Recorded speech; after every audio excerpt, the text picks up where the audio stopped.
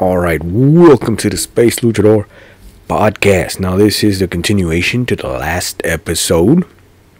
So we're gonna go ahead and just jump in, and I guess we'll start with a little bit of politics, right? I did my part, voted. So there you go, right? All we can do now is let it to the powers that be, right?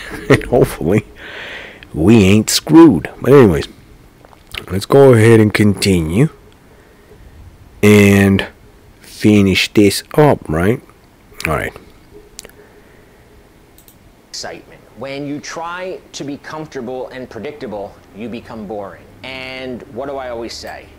Boredom equals death with women, right? What other small moments do we avoid tension? We give her safe, predictable compliments. We don't challenge her view or her opinion on something. When she's doing something disrespectful, we don't call her out on it. We fill in details that she doesn't need. Like if you're out with your friends. Nice guy syndrome. So basically, any nice guy out there does all of the above. She doesn't need to know who you're with or where you went or whether there's other women there or not. That's just you feeling like you have to ease her mind and make... How many times have I told my own clients, never, ever say you're sorry? Now, for those that don't get it, you are saying that you're sorry and guilty and scared when you do something so stupid. Like explain, oh no man, I'm right here, right? Look, I'm here. Right? As a matter of fact, you call a homie over, hey, can you tell her that what we're doing? Right? Which brings me to this clip, right? It's not what you know, it's what you can prove.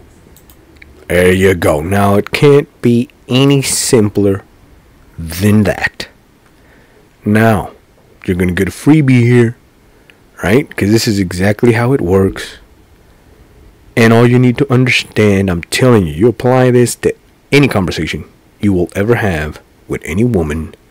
And this is it, right? This is part of, I guess I don't want to use the word key, but more of a, if you learn this one rule, right? Because it is a rule in the game. You'll realize, right? How at the very least not make the dumbass mistakes that all guys and nice guys and guys that take L's all the damn time make, right? It's not what you know. It's what you can prove. Couldn't have said it better myself. Now here is the secret to hidden math, right? You'll hear it here first in the Space Luchador podcast by the Space Luchador himself, right? That's how it works for men. All we need is what we know or what you know. You don't need the proof. From there, you make any other move or any move in the game so long as you know it. Even the bad ones. If you know it. You don't need proof. Now here's the useful information. For women, on the other hand, it's not what they know. It's what they can prove. You see the difference? It's a big ass difference. This is what makes literally everything that this guy, right, is talking about the way it is. Once you understand that, it's pretty simple, right? Pretty simple concept. Pretty simple, self-explanatory. It's just backwards. That's it. Right? And you don't believe me?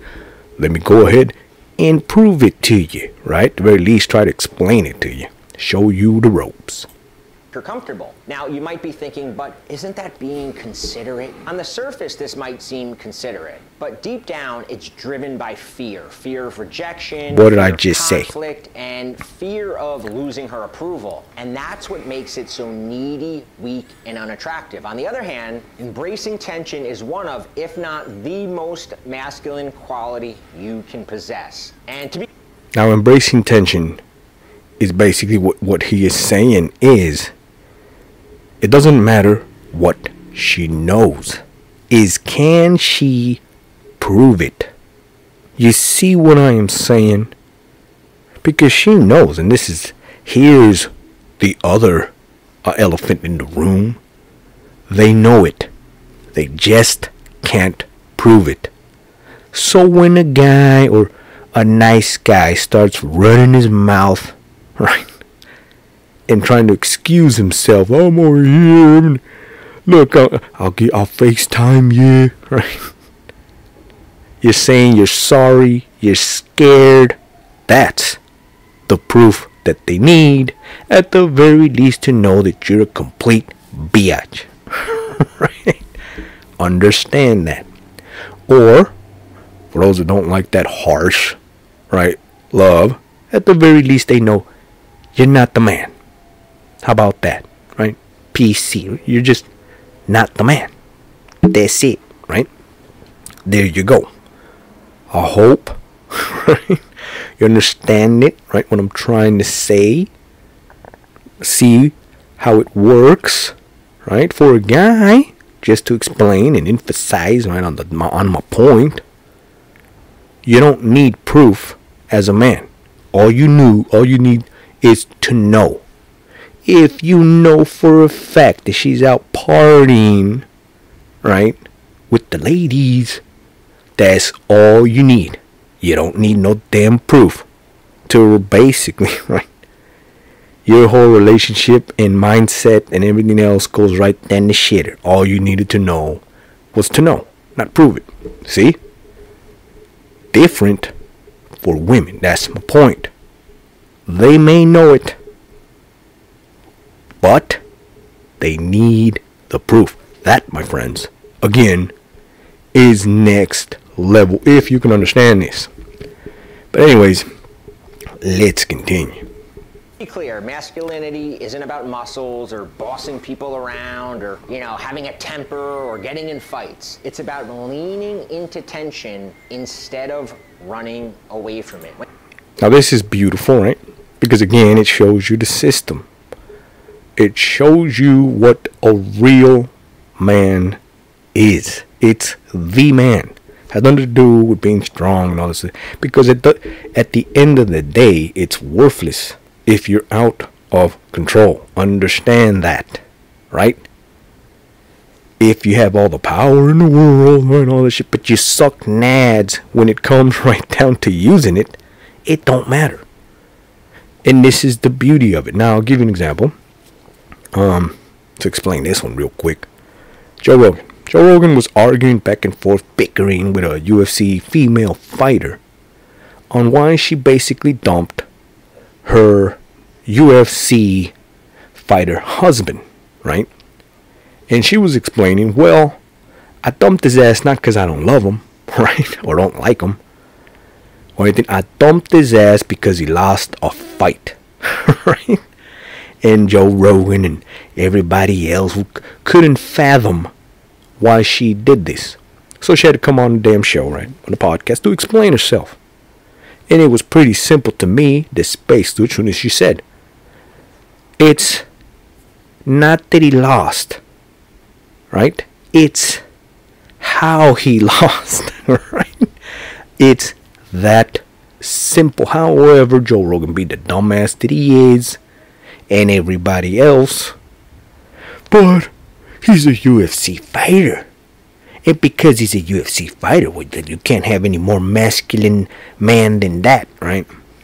Here's a guy that gets hit in the face, right? And gets choked the hell out and manhandled for a living, right? Or give or take, right? Do that to another opponent or whatever the hell.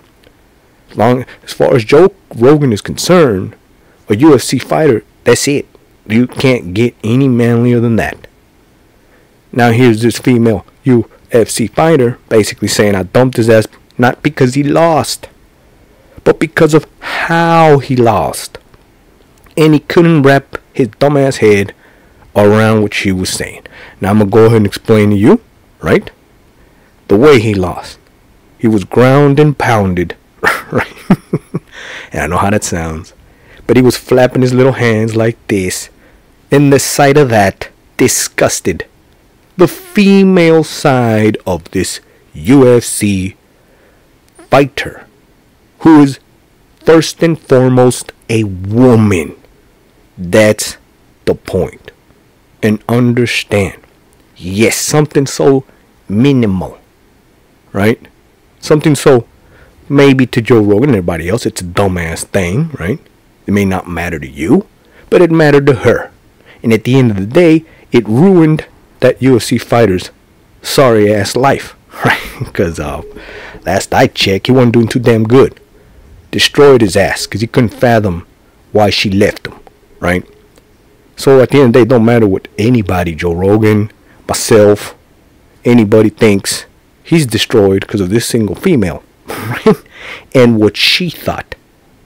So, to bring my point full circle, it doesn't matter, right? What the majority think, right?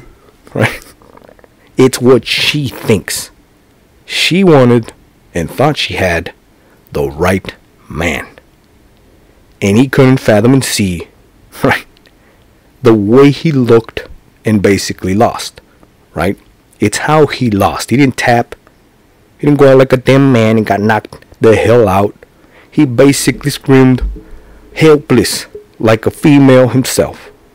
That's what she saw, and she can't unsee it. That's it. That's what happened. Anyways, I hope that makes sense, right? It's the proof. She knows, right? Which goes again, she knows he's a UFC fighter, and just like Joe Rogan was trying to sell her, oh, he's a man and he trains and he's a fighter.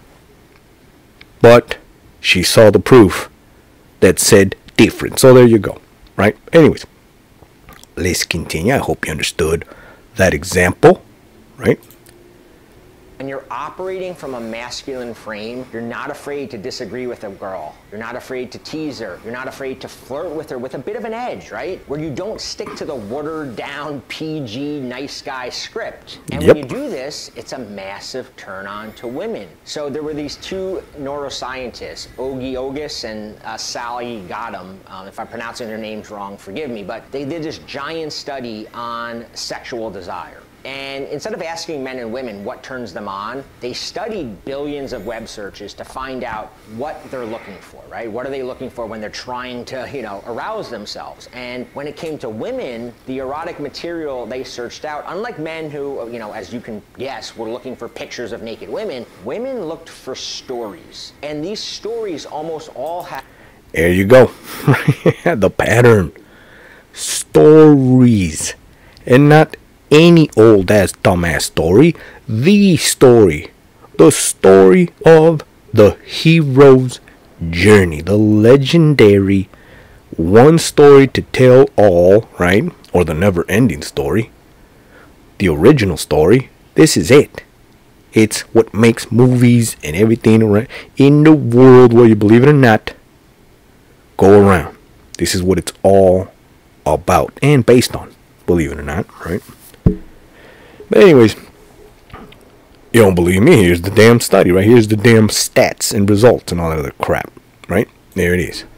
Had insane elements of tension. The basic premise is, how can we inject as much tension into this story as possible? And then how can we have the man just lean in and increase that tension until the women can't take it, right? There's no stories out there of nice guys showing up with a bouquet of roses. And from that's not how it works, even though that's what they trying to damn spoon feed your sorry ass right down your gullet, right?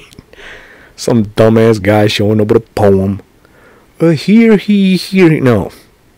That's not how. You gotta win it. That's the damn reason. Everything that is done, it's earned. You cannot just show up like a dumb, be the nice guy and think that you're gonna get some damn sorry ass points, right? That's not how it works. Never has, never will. That's it. It don't matter about your feelings. It's another point, right? But anyways. From an evolutionary standpoint, this makes total sense. Being able to handle tension is a signal of strength. This is what women are subconsciously looking for. Someone who can stand strong when things get tough, who doesn't lose his cool, who can lead her through the chaos. The guy who can't handle a half a second of eye contact without turning red and being all embarrassed, nope. The guy too nervous to lean in for the kiss because he's afraid that she'll think it's too soon, nope. When you can maintain a bit of tension, you're showing her that you don't need to rush to resolve things, that you're confident enough to let things hang in the air, to let the vibe build, to play out how it plays out. And this lets her relax. Okay, so let's break down some of the most common tension points and why they matter. So I'm going to write these down. All right, so first is the pullback test. So one of the most common tension points is when a woman suddenly becomes distant, even after things seem to be going well. Maybe she stops replying to your texts quickly, or she cancels plans last minute. Very similar to the story that I told in the beginning. Maybe you don't hear from her for a couple days. Well, for most guys, this creates a wave of panic, and Yep, which is why it's called the pullback test. Overwhelming urge to chase her down, to find out what's wrong, and to reassure her of your interest. But that's a trap, right? As we've already learned, it's a trap. All right, now to go back to what I was saying about it's not what you know, right? It's not what you know, it's what you can prove. This is why I say this, and this is why I'm telling you, I make it to the most simplest form of explanation. Mansplain it for you. In the most simplest, it's not what you know, it's what you can prove. This test right here that this guy is telling you right here in the damn whiteboard, right? The pullback test is to prove what they know. That you already showed, believe it or not, right? By doing a little nervous and saying stupid shit, right? Or acting weird or can't handle, looking at her in the eyes. Or she says something like, hey, eyes up here, or whatever the hell. And you start saying you're sorry and all this stuff. This test right here gives her the proof that she needs for what she knows. You get it now? That's how it works. That's exactly right. And this is universal, by the way. And it ain't going to stop. Don't matter if I say it. They know it. It's their tool. Their rule. It's part of the game. It doesn't matter what you think. You can vote it into existence, right? Democratically or whatever the hell. It don't matter. This will never change. So, at the end of the day, just understand that, right? That's why I try to simplify it to the most simplest form. Understand it. It ain't what you know. It's what you can prove. That's how they operate. They may know it. You just have to be able to handle the fact that they know it. Right? And I know it's hard. Because you're like, well, damn, she knows. But she's got no proof. You know what it takes? You know how much confidence in nads, in willpower, to be like, yes, I know she knows, but there ain't no proof. Right? Confidence, leap of faith again. But anyways, let's continue. From my mistake, and I'm pretty positive that most guys have made this mistake at some point in their life, probably more than once. The urge to chase when she pulls back is the surest way to destroy attraction. Why? Because it shows that you're desperate to resolve. Now you gave her the proof. What did I just say? Resolve the tension instead of sitting comfortably with it. The pullback is a test of your frame. It's her way of seeing if you'll lose your cool, if you'll get needy, if you'll fall apart, just because she's not giving you constant validation. When you can resist the urge. Now to make it even simpler, right? Let's get specific. What does she want to prove, right? Because this, podcast and a lot of other channels, they all get into this type of thing, but they never. Why? I do. That's the difference, right? Why? What are they trying to prove? Well, one aspect that kills everything, and the vibe and the hero, everything, is the fact that they know that you want them. That's a fact. They know it because they all want them, especially if they're a 10. Now, knowing that, what do they need? Well, the proof. How much do you want them? You see how it makes perfect sense and why the system is, while perfect, hard, because you gotta stable. You have to have it stable in the paradox, right? Of, well, obviously I like her, yes, but she wants to know just how much and what in the hell are you willing to do, right, to get it. And sadly, it's backwards. The more you want them, the less they want you. That's it. Another paradox and mystery, even though I have solved it. It's just, we would need plenty more hours of podcasting again to explain that. Urge to chase. You show her that you're secure, you're confident, and that your self-worth isn't dependent on her immediate attention. It tells her, I'm still here, I'm still solid, and I'm not shaken by this. That's attractive because it communicates. Oh yeah, so this guy said what I was trying to say, right? Self-worth. Because it's not about her, it's about you. You see, that's the point. It's like I just said, she knows you like her. She wants the proof to see how much you think you're worth. You understand? But if that's all you want, which just happens to be her, well, you just showed her exactly how much you're worth. Understand? Because you're willing to take just about anything, right, to get that, which means you lose control and all this other stuff. But anyways, let's finish it up for this. Strength. Chasing, on the other hand, screams weakness. But what if she doesn't like me? What if she's pulling away for good? Part of operating in the masculine frame is not getting overly attached to the outcome. Write this down because it's a critical mindset to operating in this masculine frame that I keep talking about. Enjoy her, but don't need her. Here's what I tell my clients. Well, that is a good quote. I got millions of those, right? It's listen to her, don't do what she says. That's one, right? But there's plenty of them. You're like, enjoy her, but it's you want her, but you don't need her. Understand the difference, right? This whole enjoying part, that's next level. Before you even get to even enjoying anything, you got to understand these steps, right? It's you want her, but you don't need her. Now this is hard, right, to demonstrate. Remember what I said in my last podcast about what was this? The outcome of the game.